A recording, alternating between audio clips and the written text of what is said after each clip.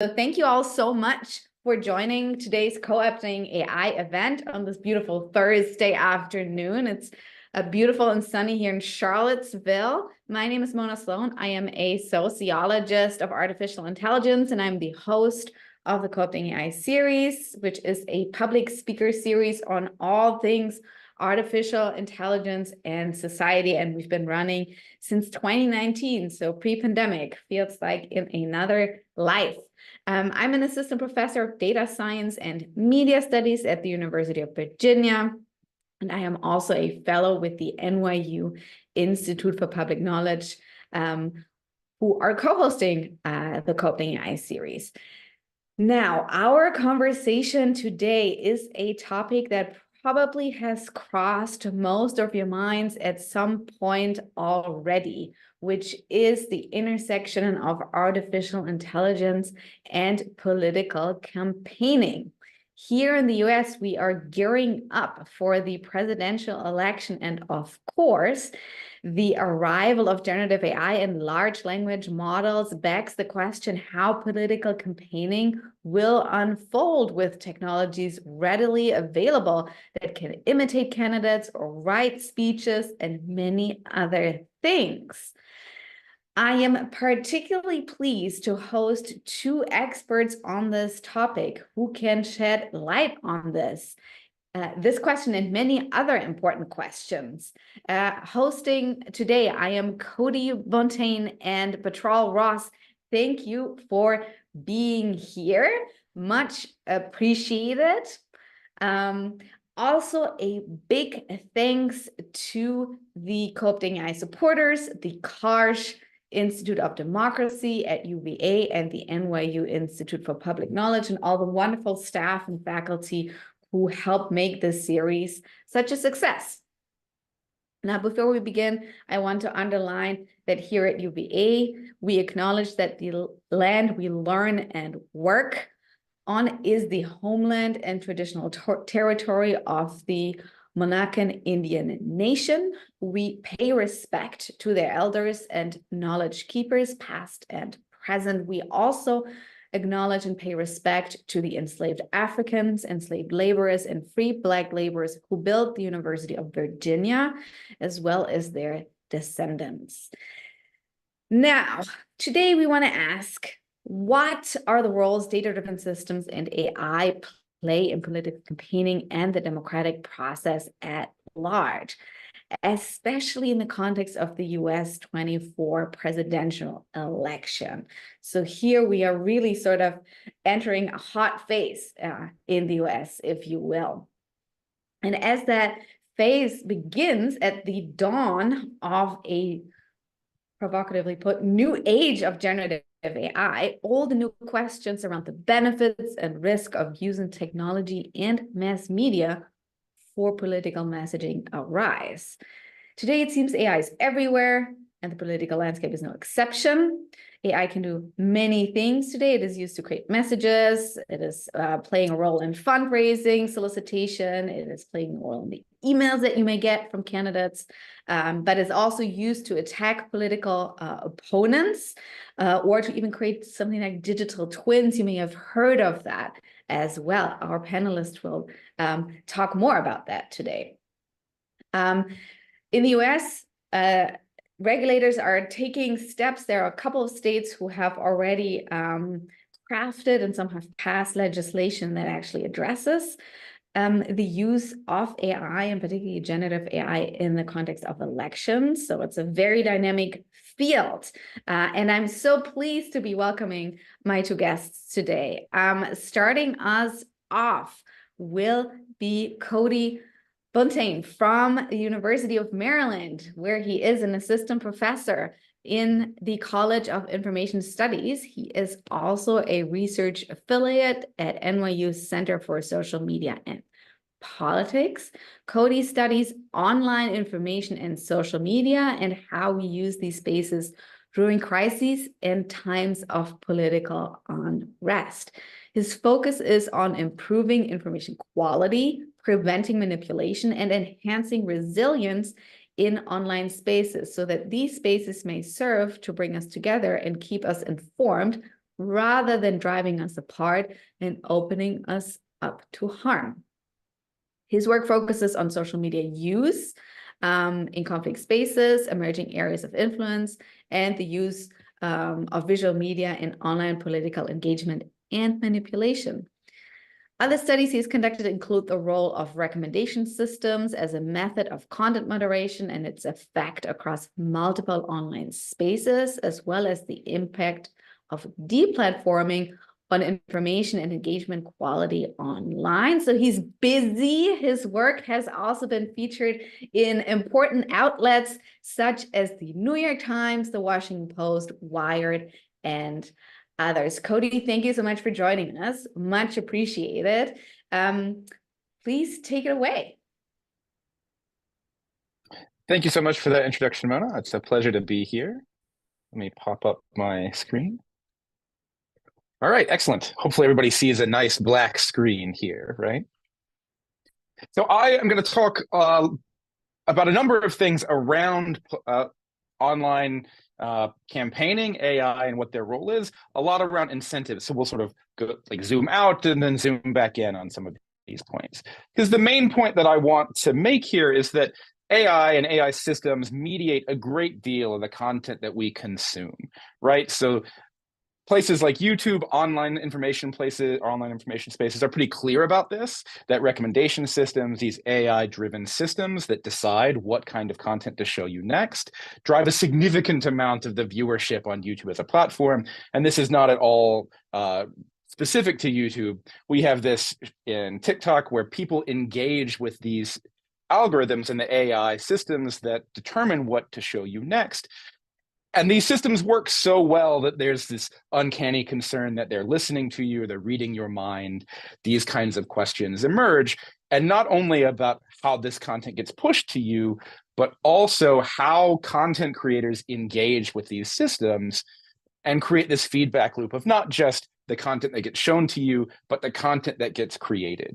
If you're a content creator, you're trying to make content and make money, you want to create content that these systems, these AI systems, are going to push to your audiences. Likewise, if you're creating political campaign, or if you're working political campaigns, you want to create ads, you want to reach your audiences, you're going to create ads, you're going to create marketing material, campaign material that's going to benefit from these systems, right? You want to use these systems to help amplify your message.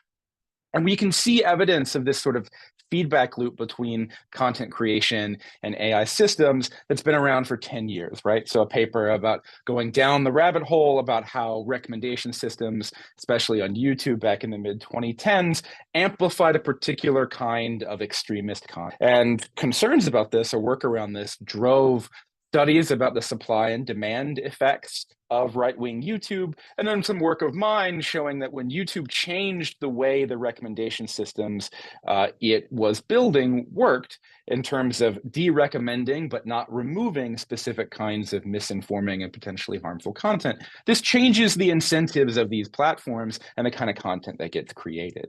And that has major implications for how we engage with these spaces, how we are informed, and how campaigns, political campaigns, reach out to us. So Mona mentioned this in my bio. My big thing now is that AI and these online social spaces have the potential to connect us, and they have the potential to keep us better informed.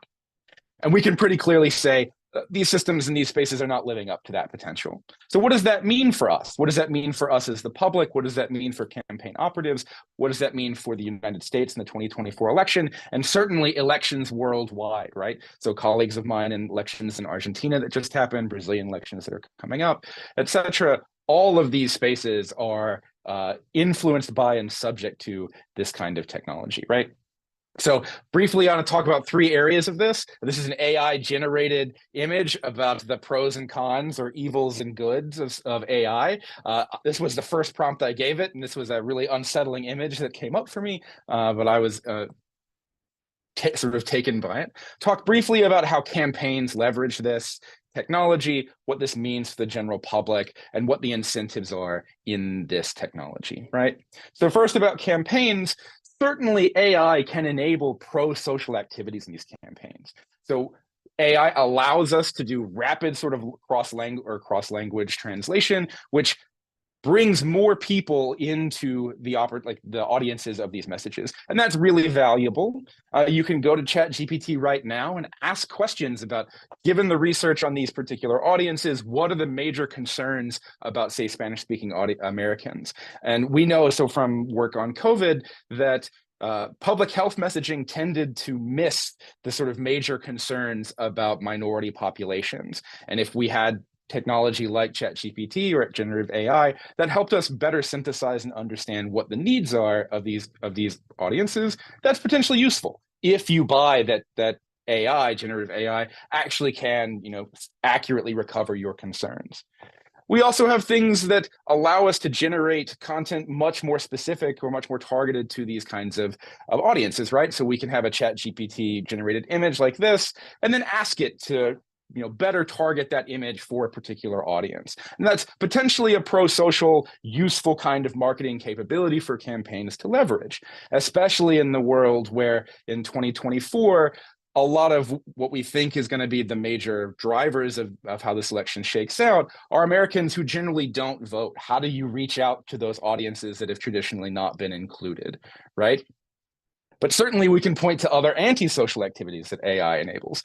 So certainly that these deep fakes and robocalls that are, pretending to be President Biden, basically telling you not to go out and vote, to concerns around deep fake imagery that's being used for very unsettling and uncomfortable kinds of content generation. So I don't want to talk too much about those. We can speculate all kinds of ways about the clearly bad things that AI does.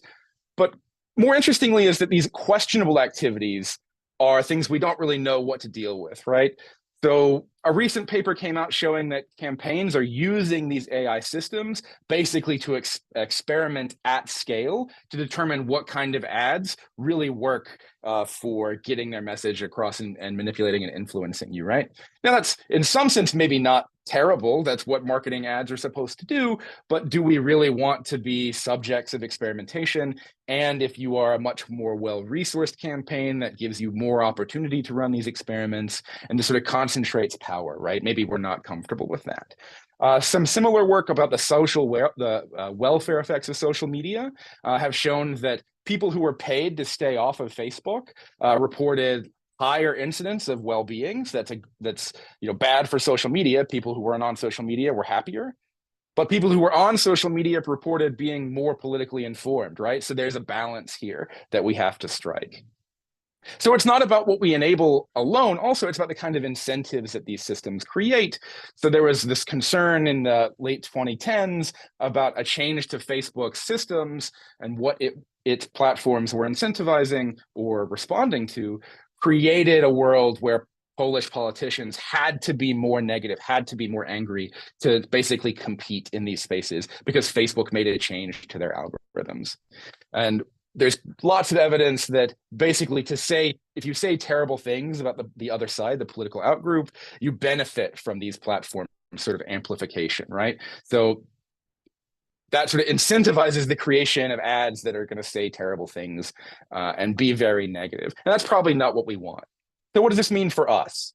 It means that platforms and AI in particular are very good at helping push content to you through targeted ads, through incentives on the kind of content that's created, agenda setting questions about, well, what kind of news is news that's going to get a lot of traction? And then, of course, this creation of exploitive and manipulative content, right? So these platforms and AI systems are very good at pushing kinds of content to you that you're likely to engage with. So we really shouldn't rely just on what's pushed to us, because the research shows we're actually quite good at pulling content that's less sort of influenced by this. The role of AI in the content that we're actively seeking isn't as large. Because if you're going to search engines, you're looking for content, you are politically engaged, then the choice of search terms you use actually has way more impact than these questions of personalization. Certainly, there's a feedback loop here, though, because the kind of content that's being produced is driven by or is mediated by these AI systems, and then the kind of content we're exposed to is an outcome of what is being amplified by these systems. So our selection of keywords and what we're going to search for is itself sort of part of this system, right? So there's good evidence that sort of exposure to your friends and audiences on social media through AI systems exposes you to cross-cutting sort of counter-ideological content, which is probably a good thing. But it's really difficult to disentangle this feedback loop between AI systems, social media platforms, recommendation, and the kind of information that we care about, right? So what are the incentives here? Well, I think a bigger question is what behaviors should AI systems be incentivizing, especially in the context of political campaigns? We can say these kinds of clearly negative antisocial behaviors are things we want to avoid. They can be, clear targets for regulation, right? So we can be pretty clear about that. But the concern here is deep fakes, this kind of threat, are actually not really existential threats in the sort of way that they're made out to be. This piece of research from the Rand Corporation basically shows its major thesis is people are very good at identifying fakes, and that's not really the concern. And there's certainly pro-social things that we can incentivize, right? So this cross-cutting exposure, that's a useful thing. There's some really great work from Nela Asimovich, who was at NYU and now is going to be at Georgetown, showing that Facebook activity was correlated with pro-social, better feeling about the ethnic outgroup in ethnically polarized settings. That's a useful sort of outcome, right? This social media use potentially decreases ethnic polarization. These are good things. But these questions about enabling large-scale experimentation, algorithmic amplification of politics, are those good things? Do we want our algorithms to be pushing politics to us, knowing that there's possibilities for impacts on your welfare? These are concerns that we don't have good answers for. Now, the real question about these is who gets to decide, who is deciding what these incentives are and what sort of technology is being enabled by these systems. And I'll tell you, where these decisions are being made looks way more like this than it does like this. And that's a concern, right? If these decisions are being made by boardrooms, corporate boardrooms, or engineering boards, and we're asking them to create content for us, are we going to be in a world where they're creating content that we know we're going to interact with? Like if you ask an addict, what's the thing that you want right now? What's this thing that you're likely going to buy? Maybe it's another drink. Maybe it's another thing that we're going to engage with. Maybe it's another terrible or angry message about the outgroup.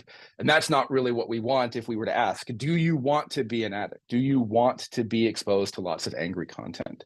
So who gets to decide? And this is a socio-technical question. This should be decided in a larger space, right? If we want to co-opt AI into a force that better connects us and better informs us, these decision-making processes don't need to be in those or relegated to those corporate boardrooms and engineering departments. They need to be in more public spaces. So that's where I'll end my provocation now. So thanks very much. I'm really excited to talk about this more.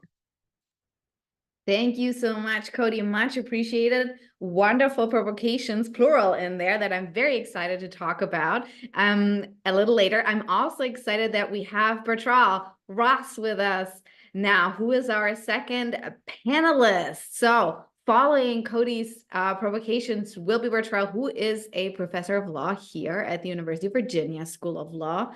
He's also a co-director at the Karsh Center for Law and Democracy, and the founder of the Designing Democracy project. So apropos, what kinds of decisions do we make about how we get informed, right? Bertrall teaches and writes in the area of constitutional law, constitutional theory, election law, administrative law, and statutory interpretation. His work is driven by a concern about democratic responsiveness and accountability, as well as the inclusion of marginalized communities in administrative and political processes.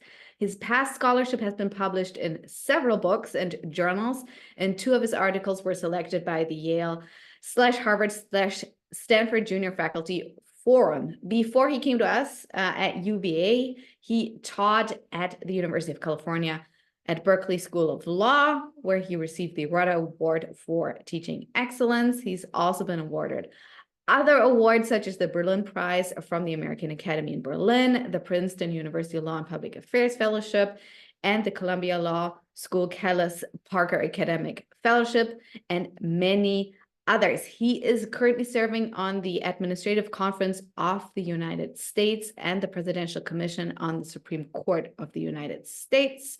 He got his undergraduate in International Affairs and History from the University of Colorado Boulder, and his graduate degrees from the London School of Economics, like me, and Princeton University's School of Public and International Affairs. His law degree is from Yale. He has also clerked for Judge Dorothy Nelson of the U.S. Court of Appeals for the Ninth Circuit and Judge Myron Thompson of the U.S. District Court for the Middle District of Alabama. Welcome, Bertrall. I'm glad you made it. Thank you for coming, and over to you. But before you go, just a note for our audience members, as per usual, as you hear the wonderful provocations and thoughts from our panelists, do put your questions into the little Q&A box at the bottom of your screen.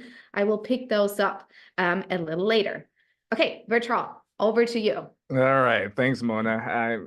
I'm probably very much misplaced in a panel that involves technology, given my ineptitude when it comes to technology. I apologize for being late. Zoom gave me a problem, but I am at last here, and I'm glad to be joining all of you and glad to be here with Cody. Sorry, I only saw the latter half of your presentation, but I'm looking forward to having a broader conversation. As Mona says, I'm a scholar of law and democracy. My focus is very much on law and inequality. And a couple of the more recent projects have been focused on the participation gap between the wealthy and the poor. Now, we might think of this participation gap as being a problem that's primarily experienced by those who do not vote. If you don't vote, you're not likely to be represented. So to the extent that low-income individuals are not voting, that's a problem for them to have to deal with. And the underrepresentation that associated with that seems like a group-based problem. But I would suggest, as one of my provocations, that this is a social problem as well, that marginalization, alienation has cost to all of us. And the cost is the threats that such marginalization and alienation poses for our democratic system. When you have a group of individuals in a society that are marginalized and alienated, they are ripe for recruitment by anti-democratic and authoritarian forces. And so it's up to us all as a society to make sure those that are marginalized can be engaged in the political process. And so I see technology as potentially a part of the answer, maybe. I don't know, maybe part of the problem. I don't know. Depends on how it's used. And I'll just kind of point out a couple of things related to technology that's most relevant to my work that I engage in, which is focusing on how campaigns decide who to contact during election season. Okay, so let me kind of put my PowerPoint slideshow up for all of you. I guess I'll go back to the beginning, right? Okay, so my starting point is this participation gap. And Matthew Polacco, in an article that was recently written, 2022, I believe, provides a comparative assessment of the participation gap between the wealthy and the poor. And you see the United States stands heads above everyone else. It's a sort of American exceptionalism that perhaps we do not want to claim, but it's one that belongs to us nonetheless. Here's kind of a graph that tells you about the income gap between the highest and lowest income quintiles, or turnout gap, excuse me, between the highest and lowest income quintiles between 1964 and 2012. And I can tell you, although this graph has not been updated, that those numbers with respect to the 30% turnout gap and above have continued through the 2016 and 2020 election. So while there's a lot of focus, appropriately so, on the racial turnout gap and the role of the Voting Rights Act in ameliorating that gap, what has persisted ever since numbers were recorded on the turnout gap between the wealthy and the poor is this persistent turnout gap between the groups. Now, what's the source of this turnout gap? Well, there's a lot of different sources that you can point to. There's huge disparities in education between lower income and higher income individuals. And that difference in education can create disparities in the capacity of individuals to obtain and process information relevant to campaigns. What Anthony Downs in his seminal political economy work from the 1960s pointed out was that we may focus a lot on these tangible barriers and costs to voting, such as voter ID laws, which is something that's in the news quite a bit. But what he pointed out was that information is a key variable in the decision of an individual to vote. Information is key for individuals to understand the benefits from voting. It helps them to differentiate between one candidate and the other in terms of their own well-being. Information is also critical in the logistics of voting. Information about how, where, and when to vote is critical to getting people to the polls. And so if you combine sort of education, processing, and obtaining information, that is a major contributor. There are other contributors that have to do with respect to the uniqueness of American law. In many states, persons with felony convictions, even when they're finished with their prison terms, are subject to disfranchisement. And so the exclusion of those class of individuals who tend to be low income because of employment barriers that they face after they've served their terms is another contributing factor. And then there's contributing factors with respect to habits and connections with the voting process that arise from family circumstances. But the one I've been most interested in is the information component. And to imagine that we'll be able to change the education system to make it fair and equal in any short amount of time is probably foolish, although I wish that to be. But there's another source of information that can ameliorate the gap between wealthy and poor voting. And one of the information source I've been really focused on is the information provided by campaigns. So campaigns engage during election season in various forms of outreach. And three of the most prominent forms of outreach include sending mailers to voters that usually has a candidate's picture or name and perhaps some things that that candidate stands for. Perhaps there are phone calls that are made to individuals over the phone that describe the candidate, perhaps describe the other candidate in more negative terms, perhaps have information about, or share information about where and how to vote. And then there's knocking on people's door, the sort of shoe grease that's attained in the canvassing process. And when you knock on the individual's door and you share information about the candidates and about how to vote. Now, what was shown in the series of studies that began in the 1990s with unions doing experiments, and then ultimately political scientists picking this up in the 2000s and going forward, is that that latter form of contact and engagement, knocking on people's doors, has a tremendous impact on voting. Studies have found that the voting turnout increases by somewhere around 8 to 10%. If a person is contacted. In other words, a person that's contacted is 8 to 10% more likely to vote than a person that's not contacted. That's a huge result. If you want to sort of think about the comparison, there are many studies on voter ID laws. And what's been shown is that those have a statistically negligible impact on turnout.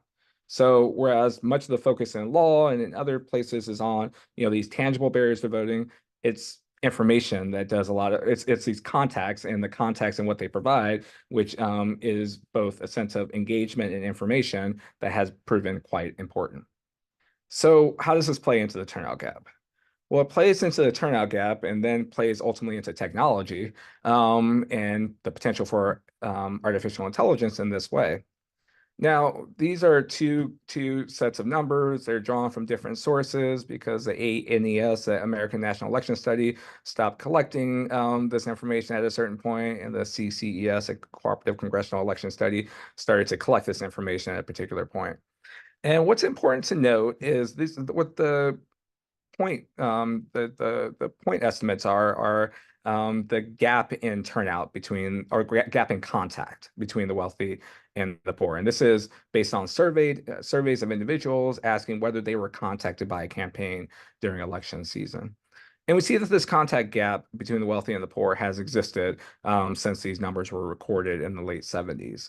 But what we see here is that that contact gap has increased over time, and in particularly with recent elections. So what's going on in these recent elections? Well, we're seeing campaigns rely a lot more on algorithms and digital technology to obtain information about voters. And there are two bits of information that they're most curious about. The first bit is their past voting behavior. Have they voted in past election, and how frequently have they voted in past election? And the second piece of information is, some indicator of how they might vote based on some indicator of preferences that might align with one party or the other. Now, what's proven most important of those two bits of information has really been past voting behavior. And what we see is that campaigns relying on that information about past voting behavior to inform their decisions on who to contact. Because studies have shown that it's harder to get those who have not voted in past elections to vote in the current election, that it requires more than just a simple one door knock and providing them with a script. It often requires repeated contacts. It often requires that you obtain or get someone from their community to contact them, someone that they would trust and such. And those add expenses and time to the campaign that they do not want to incur. So what technology has done is allow campaigns to be more precise in identifying both those who are likely to vote and likely to vote favorable to them, and those who are less likely to vote and unfavorably to them. And we see this kind of increase in sophistication by just comparing the contact decisions by 3 Democratic campaigns over a 3-year period, over 3 election cycles. And this is the sort of presidential campaigns that were associated with John Kerry in 2004, and this is in Ohio, and then President Obama in 2008, and then President Obama again in 2012. And what we're looking for here is really focusing on the y-axis. And the y-axis, as you go from top to bottom, focuses on from low turnout individuals to high turnout individuals. And what the heat map means is the redder the heat is, the less likely those individuals have been contacted, right?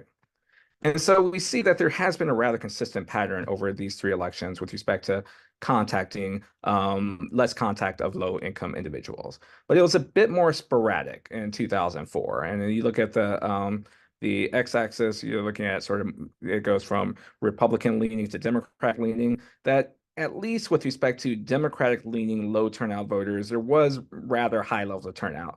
And it seemed that turnout really turned almost as much on partisan leaning as it did on income. And so this Democratic campaign in 2004 is less likely to contact Republicans, whether you're high or low past turnout, and they're more likely to contact Democratic leaning voters. In 2008, we start to see a bit of a shift in the pattern. There's still much less contact of Republican voters, as you might expect from a Democratic campaign, but you start to see a clustering of non-contact centering on low turnout voters. There's still somewhat of a willingness to contact low-income Democratic-leaning voters, but it's even a little bit lighter in terms of yellow as opposed to the green we see in the first. And then we get to the third, and we see the sophistication with the use of information and data gathering tools and construction of algorithms through forms of micro-targeting. And who is paying the cost in terms of contact? Well, it's those low-income voters. And so the low-income voters are the category of voters that are consistently not contacted, irrespective of their partisan leaning, right? And we don't have this heat map for 2016 and 2020, of course, but one could suspect based on the prior graph in terms of the increase in the turnout gap that heat map pattern has persisted and has gotten worse over time. And so my provocation is really, what can AI do anything about this particular problem? And which way might it go? Now, one thing I can imagine is AI doing the following work. Now, I'm not a tech guy, I'm a law guy. And so this may be outside of the realm of what is feasible or possible. But this is sort of a thought process, right? In terms of if AI could do this, would it help?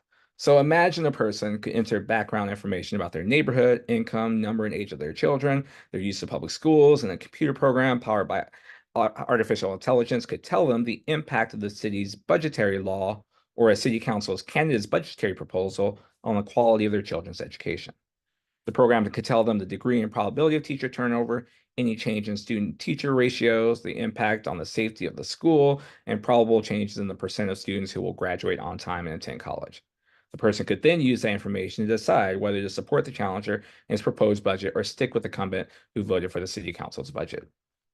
Now, one piece of pushback, other than the technological feasibility of this particular idea, is how often would voters actually use it, right?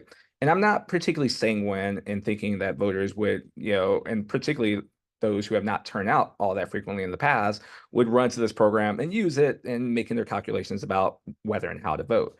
Many of these individuals feel so disaffected from politics that they don't think their vote would matter, no matter what.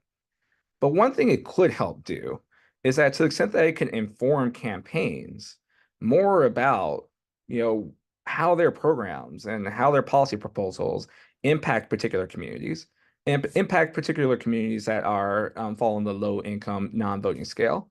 Maybe it could provide the right set of incentives and the right set of tools that they can use when they're contacting these individuals. So rather than reading these individuals a script about how this campaign would work for them and all these other things that campaigns do, what the campaign can do using this information is explain to the individual how their programs would impact their lives in very concrete ways. And I think that that information, or they could tell them about how their past policies have impacted them in concrete ways, right? I think that that sort of information would be useful to those, even those non-voters, and maybe would get them off the sideline and get them more engaged in politics, and could potentially have a good feedback loop in which their greater involvement in politics will lead to shifts in platform that are more responsive to those low turnout, low income communities. So I'll stop there, and thank you guys for listening to my provocation.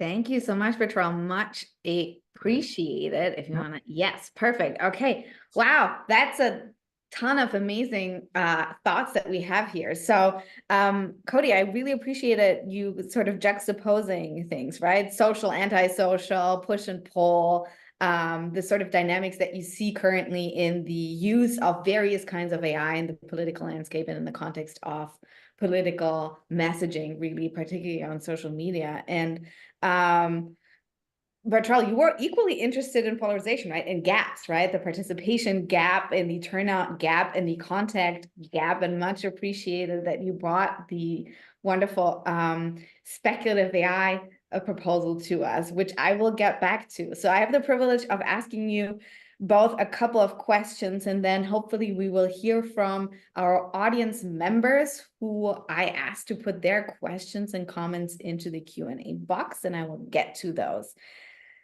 Now, what struck me was that you both spoke about, in different ways, about technology that should be in the public interest, or about technology as a public interest concern in AI particularly. And that is sort of a field that has been growing in the US for a couple of years now, as a field of research, as a field of activism, and something that some companies are beginning to get interested in, sort of, I think, more on the compliance side of things, perhaps.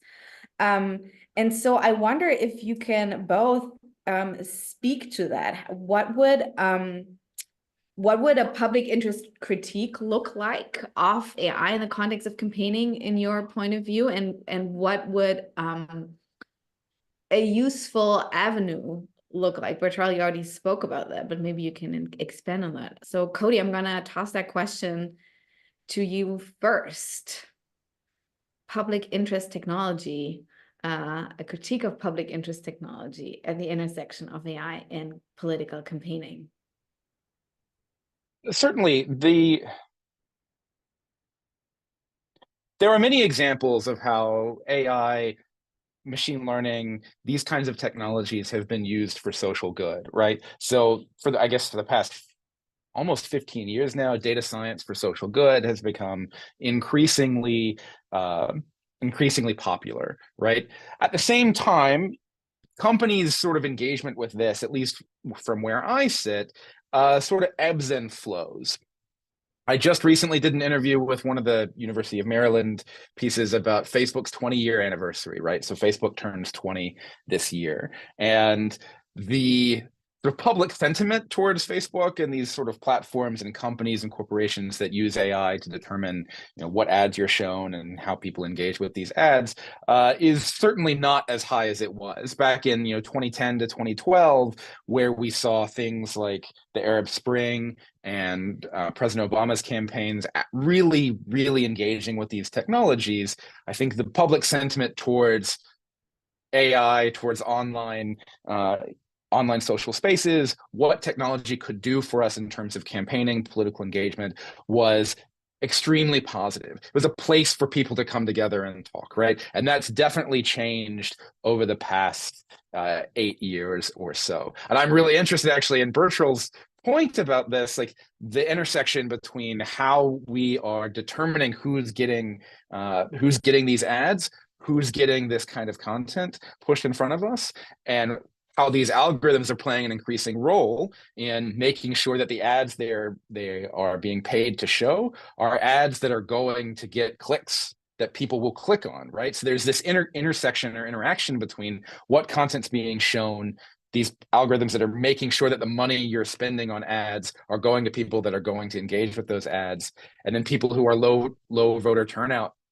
populations, right? Like they're not going to engage in those ads maybe by definition, and they're just less likely to be shown them as a result. So there's this whole feedback loop here, and it's not clear what the answer is. But I'm super interested in Bertrall's response.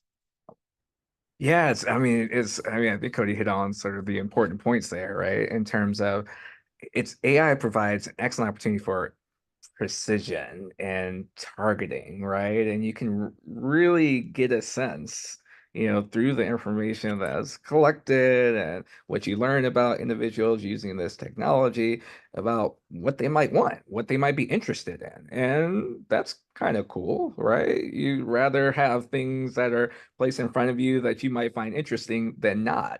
And I think that's to the extent that knowledge of interests of the people feeds back to the campaign in terms of how they think of themselves and what they should be promoted, and then ultimately feeds back into policy in terms of the policies that should be enacted. That would be a pretty awesome loop, virtuous loop that's being created, at least amongst the attentive public. The concern, of course, as Cody hit on at the end, is that what about the inattentive publics, right? There tends to be perhaps less effort targeting these inattentive publics, at least right now. Maybe that will evolve. These elections are, at least at the presidential level, quite competitive. If we add a degree of competitiveness to lower level elections, then maybe there'd be even more incentives to make those efforts towards inattentive publics and really identifying what their wants and what their needs are and targeting those individuals with greater content. And then you could sort of see that virtuous feedback loop becoming a little bit more inclusive, in which you are starting to incorporate the interests of a broader segment of the American people, and those interests kind of go and feed into the platform and feed into policy. But I don't think we're quite there yet, at least with how campaigns are operating. And I'm curious in terms of where they might go in the future. And I'm wondering if public policy can be part of the answer in terms of pushing and incentivizing, that more inclusive behavior with the use of technology. And this is a really hard problem because the current systems benefit certain groups more than others, right? So where does the political will come from? Like, so if you say, well, we want to increase, voter turnout among low income populations, right? The expectation is that's going to benefit Democrats and harm Republicans. So it's very difficult to imagine a world where one particular party is going to take action or push for policy that we know is likely to be hostile to their outcome or to their interests, right? And we see this actually in the online spaces where any sort of choice that a platform takes about content moderation. So there are questions here about questions in the chat about how people or how AI is used, or what are the positive examples here. Any action that these platforms take can be viewed in a positive light or negative light depending on your political lean, right? So there's lots of work saying, oh, don't do algorithmic amplification or algorithmic personalization at all. But that is in itself an algorithmic approach where it's just it benefits people who are very loud, and it just changes what the benefits are. It doesn't solve these problems, right? So it's unclear what the path forward is. So I have a maybe a little bit of a provocative questions before I will start bringing in questions from the audience, which is both of you sort of have talked about relying on the past for making decisions about political messaging, about including people in the democratic process ultimately, whether that is in the context of pushing ads on social media in an AI-driven way. We just heard about the feedback loop, right? We just talked about it in a positive and maybe negative way. Or Bertrall, you talked about relying on the past voting behavior to really focus on those who are most likely to vote. My question is, if that is the paradigm, right? And as a sociologist, I'm sort of interested in what are the bigger sort of narratives and dynamics here at play. If that is the paradigm, sort of a commitment to the past and a real expensive effort to rely on that data, on that knowledge for mobilizing people, where is there space for, or is there space for unconventional ideas, radical ideas, ideas that don't have a connective tissue necessarily to the past?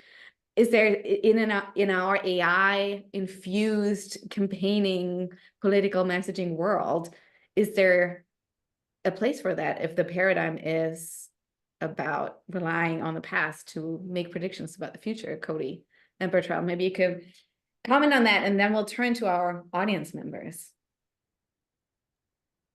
That was a great question. In my focus on campaigns, they are, inherently conservative, right?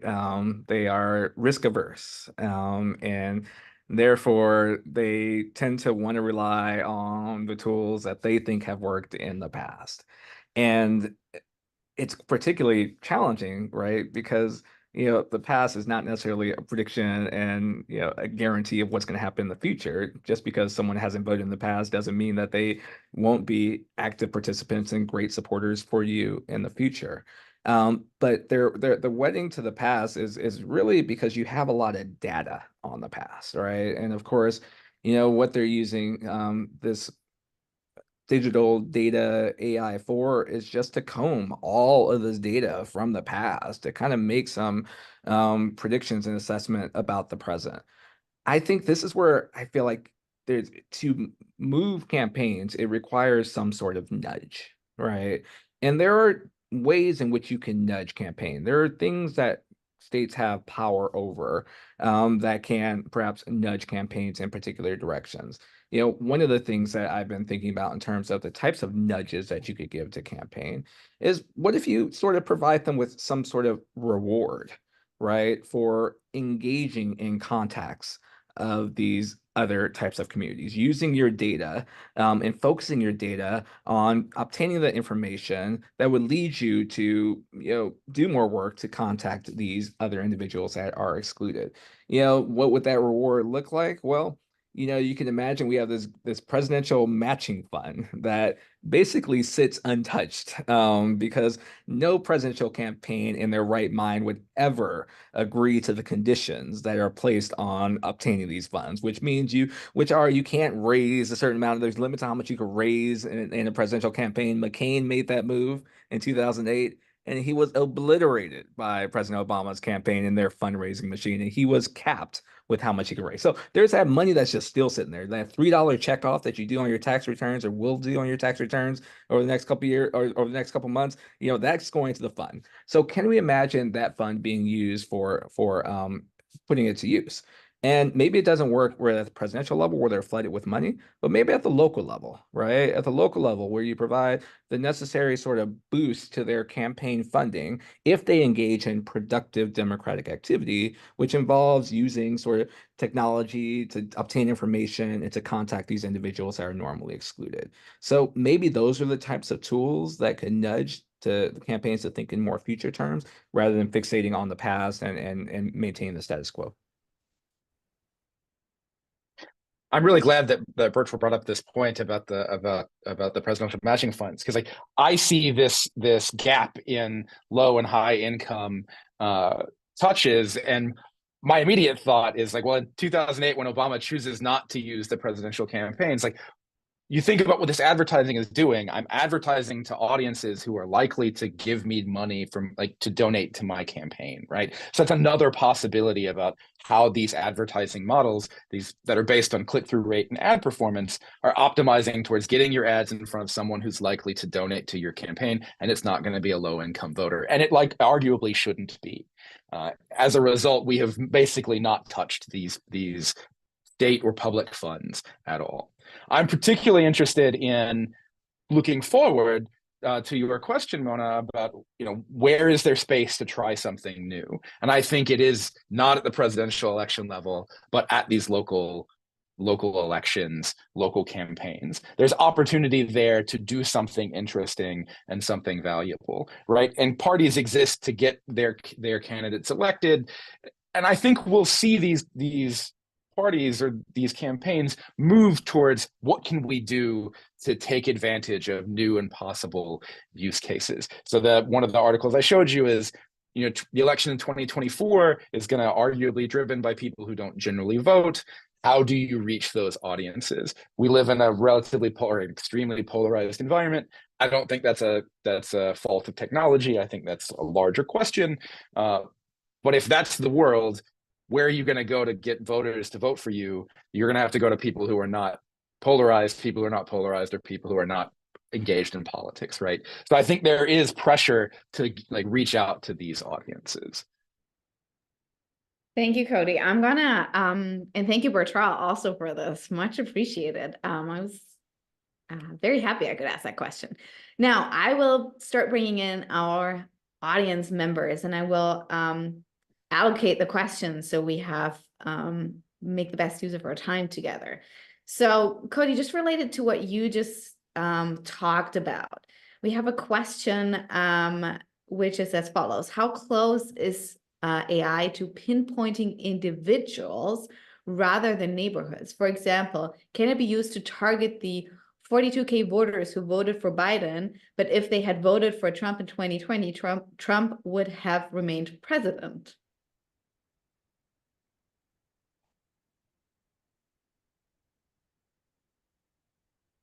This is an interesting question. So certainly AI is very good at targeting, and micro-targeting is a thing that we can do, right? Much of this is based on, the behaviors of you and the people around you, the people who are near to you, social connections, people who are like you. So I think you could probably pinpoint a group, like a small population who behaved this way. The counterfactual, though, is particularly difficult, right? So this goes to this question about the past behavior. All of these AI models are necessarily trained on past behavior. So you could create a world or create an alternative world and say, if we change some of these things, what would that look like? Or what would the world look like? You could do that level of manipulation in the sort of model.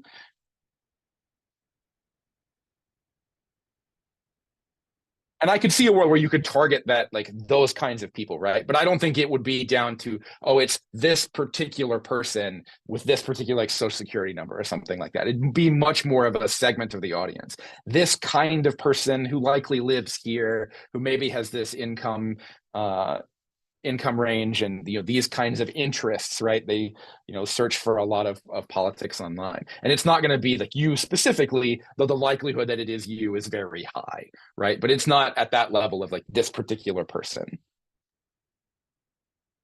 Yeah, but that's an interesting and relevant question, right? And post Cambridge Analytica is certainly one that is on everybody's mind. Bertrall, I have one for you. How do you think the potential for disinformation pushed out by generative AI could affect voter turnout, for example, by potentially increasing distrust for marginalized voters?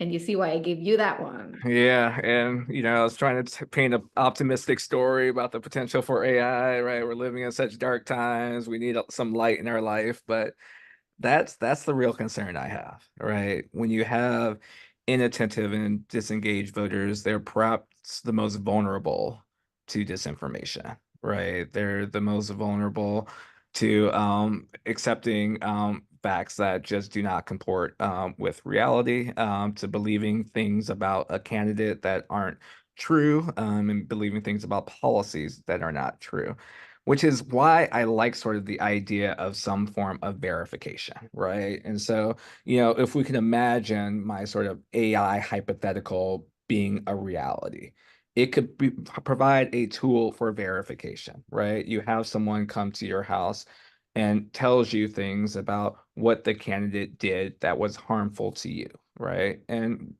maybe there could be tools that could be constructed that allows the individual empowered to do that verification. So they may not go to it in a first instance, because even if that program is available, right, they're not necessarily thinking about it, but maybe if they're prompted to engage that program, then they can sort of engage in that verification. And at the very least, it could lead campaigns to be a little more hesitant with disinformation, right? Even if you don't know for sure that that voter will engage in some sort of verification, there's a possibility that if there's a possibility that they could, you might be a little bit more reluctant to spread disinformation, because you may see distrust in you as a campaign and your candidate, in that person and in the networks that that person belongs to. We don't live in isolation. That person that you're contacting will often have a family, will have friends, and to the extent that they are lied to, they will let other people know. And so there could be sort of potential costs for disinformation, but unless there's some sort of verification tool, the concern about disinformation will remain quite high. Yeah, thank you for that. Lots to grapple with. Cody, I have one for you. And that's a really interesting one that connects to, I think, Bertrall's idea, and I will tell you in a minute why. So we have a question from Joseph, who is asking if you could elaborate on the use of AI in campaigns with regards to translating between languages. Can you say more? Are you referencing a particular program? Are there any substantive examples of that? And I'm gonna top that up with the following, and then maybe Bertrall, you can speak to that. From my own research, I know that generative AI is used, for example, in recruiting to write messages in a tone that is more likely to excite a potential candidate, for example. So that's, one level deeper than just the language. It is about, culture ultimately, right? So I wonder, Cody, if you could elaborate on the language question, give any specific examples, and then Bertrall, if you could maybe play with your idea, your AI idea with regards to sort of milieu-specific generative AI language or tone. Yeah, I can talk briefly about sort of what I was alluding to there, and the opportunities that exist, right? So this is more than Google Translate. This is actually closer, I think, to what you described, Mona. So rather than just doing translation, right, I can create a message that I think is useful or I think is interesting, or rather, I can create a message that is a good sort of summary of my political platform. And then I could ask and can ask these generative AI systems, help me sort of craft my message or the parts of my platform that are going to resonate most with a particular audience, and then translate that into the language of that audience. And that translation may be cross-language, but it may be cross-cultural as well. ChatGPT, generative AI systems can do that level basically now.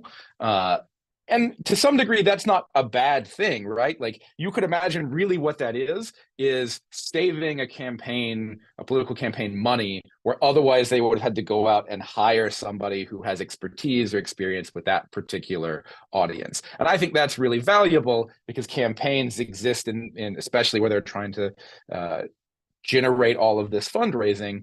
The more opportunity they have to engage with audiences that generally are unengaged, the better they can craft their message for those audiences. That's I think, a pro-social, for exactly the reason Bertrall mentions about disinformation. There's lots of studies of disinformation during like the 2016 election that show we got lots of engagement around disinformation, but mostly from people who were already sort of politically motivated and aligned with the messages of those the disinformation narratives. And it was very little, there was very little outcome about change in belief, change in opinion, or changes in voter turnout, right? So I'm not super concerned about the sharing of low quality information or lies. I think that'll be called out quite quickly. So instead, it's, is this consistent with with the platform of this candidate? I think that's going to be the real question. This platform or this campaign is translated its platform into a version or into a message that's particularly resonant with my audience. Did it get to the point where now it's no longer representing what actually my platform is about? Or it's something that's like eliding a whole bunch of content about how my platform is actually going to harm you, and I'm not going to talk about those things. I'm only going to talk about these things. Those are the concerns I have. And I think the point that Cody's making about sort of that cultural relevance and connection, and that you raised, Mona, in your question, right? I think that it really reminds me of, what campaigns that have tried to reach out to marginalized communities have had to do, right? And what they have felt, what they have realized is that, sending, the campaigner from the college, the university, 50 miles away, who's young and energetic and excited, but has no connection to the community at all, just does not work, right? What works is if you have members from the community engaging with members of the community. And I think that that is also relevant to the AI connection, right? In terms of there has to be sort of that cultural relevance and competence that's associated with that community, or that cultural connection with that community that will make the tools most effective. And so there's a way in which people speak in different communities that it has to sort of attach to, and the way that people understand language that it will have to attach to. And I think that, as Cody describes, like that technology may already be there and available, and it's really about sort of using the technology as a way to reach communities that feel disaffected, especially when elite campaigns come in with their elite canvassers into their communities in ways that make them feel even more disaffected sometimes. Yeah, another feedback loop in a way, right?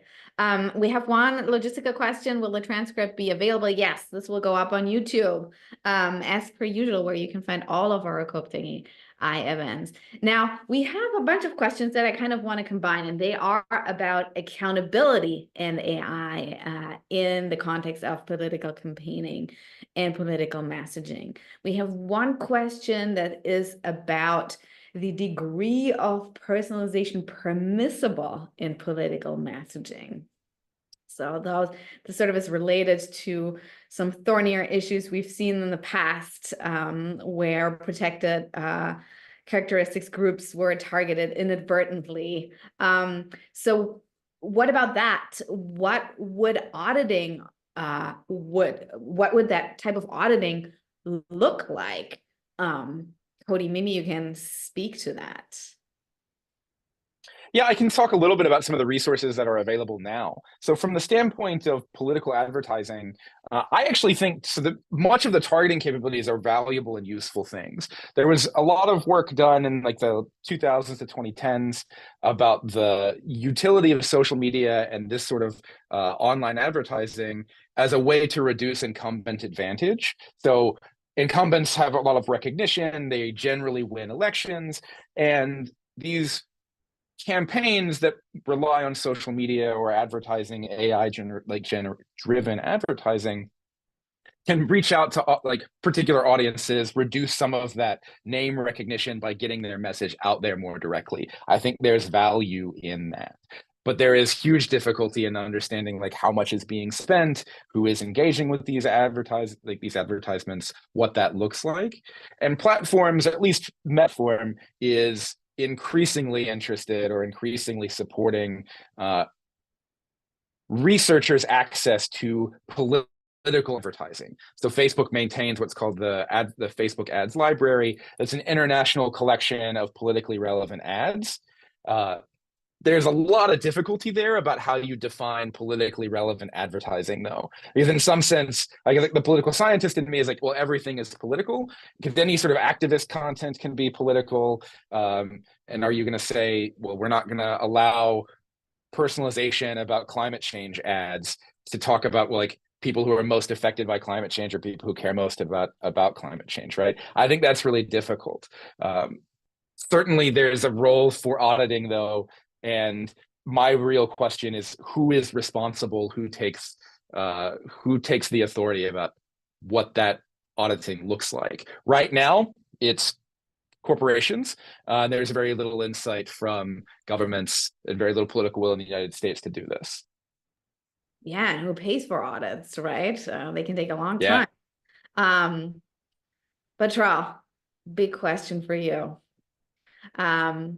What if AI campaign meddling goes sideways? Would legislators act to protect elections?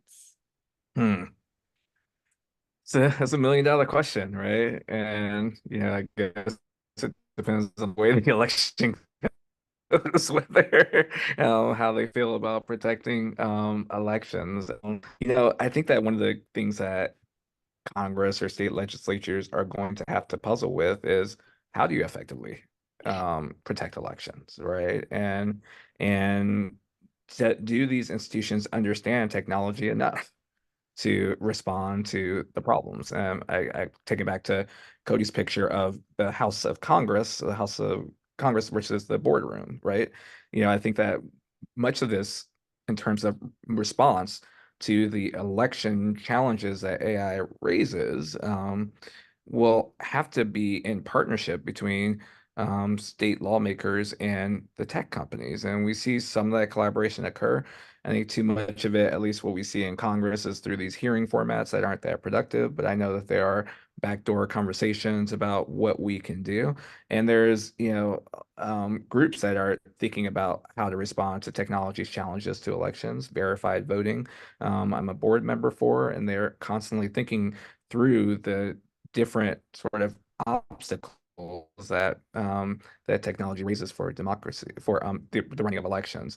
So you have in the system, with respect to things that they've been thinking about with respect to the machines that are responsible for tabulating your votes, right? What's the audit mechanism that's best effective at ensuring that votes are tabulated appropriately and such? For those that are engaging in questions about AI and its influence on perhaps the way that election administrators run their elections, right? Can it be a tool that's useful to election administrators that are very under-resourced, to the extent that it could provide them with the sort of information and perhaps efficiency gains with respect to their jobs that could make elections more effective? But I do worry in terms of, if we get to the point where AI goes sideways and disrupts an election, what the consequences will be, given the manifest distrust we have with respect to elections. And if that AI disrupted technology impacts an election in ways that impacts those who are already quite critical and concerned about the operation of elections, it could represent a threat to the fundamental structure in our democracy, which means it's a threat to democracy itself. So I do have some concerns there.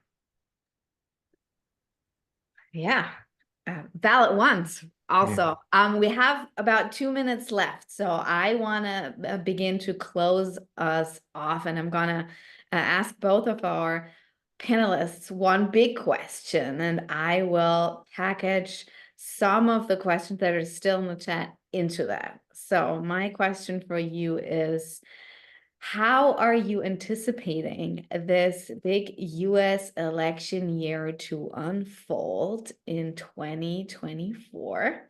In other words, I'm asking you for your prediction, not who's going to win, but how is AI going to come into the picture? Are we going to see certain groups being more AI aggressive over others? And Are we perhaps looking at a future where politicians are getting increasingly disconnected from their constituents? And is the work of being a politician, of enacting democracy, actually changing? So what's ahead of us, Cody?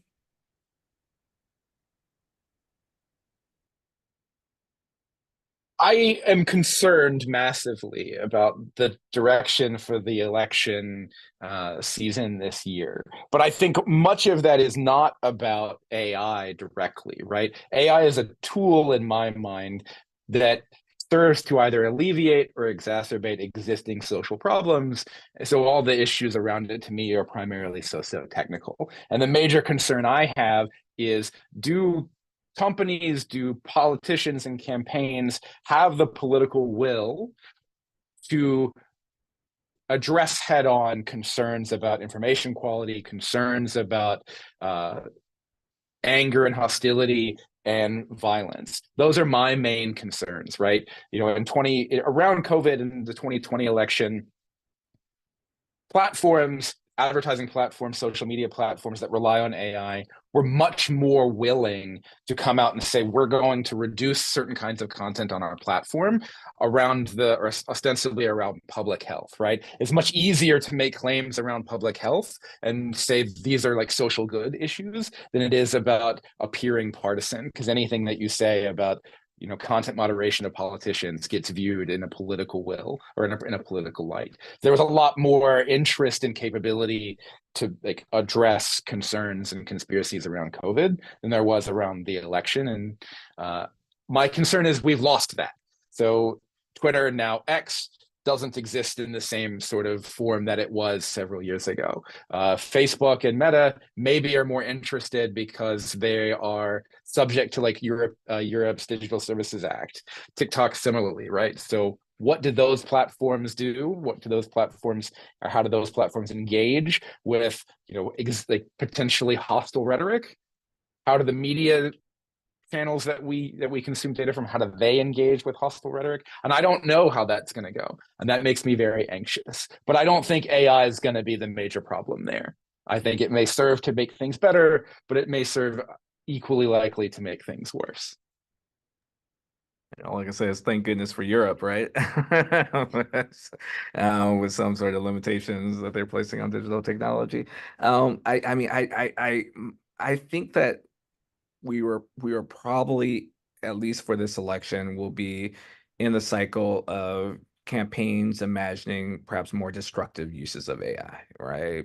Uses of AI in ways that can dissuade people from voting, or could, persuade people to vote in misinformed ways, because, that's just, kind of where we are at in the cycle. And I anticipate, probably the Republican Party being a bit more aggressive with the use of AI, because they tend to want to target the, more infrequent voters that might be oriented towards the Democratic Party. I mean, that's been a target in past elections, pre-technology. I think it will be a target in this election.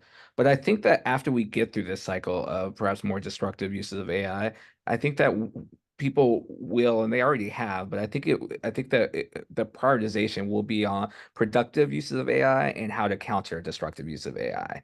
And that may take us getting through what will likely be a rough election, for which I agree with Cody. I'm quite pessimistic about, not in terms of outcome, but in terms of how it's just going to play out.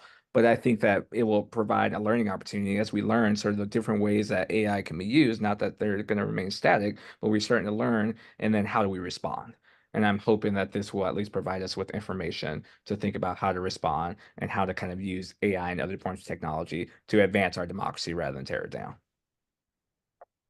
That's a wonderful note to end on. Thank you both so much. Cody Bunting from University of Maryland, Bertrall Ross from University of Virginia Law School. Thank you both for your terrific contributions. Much appreciated. A lot of food for thought. I am confident that this conversation will find its way into various classrooms, hopefully. Thank you to our attendees for coming and bringing your curiosity and questions. Big thanks to the NYU Institute for Public Knowledge and Big thanks to the Karsh Institute of Democracy for sponsoring the series. We will be back on March 28th with Co-opting AI Crime. In the meantime, please do follow up with the work that our wonderful panelists are doing. You can find them both online. They're visible with all the great stuff they do. Thank you so much. Have a wonderful night, and I will see you in about a month, hopefully. Take good care. Bye. Thank you. Thank you.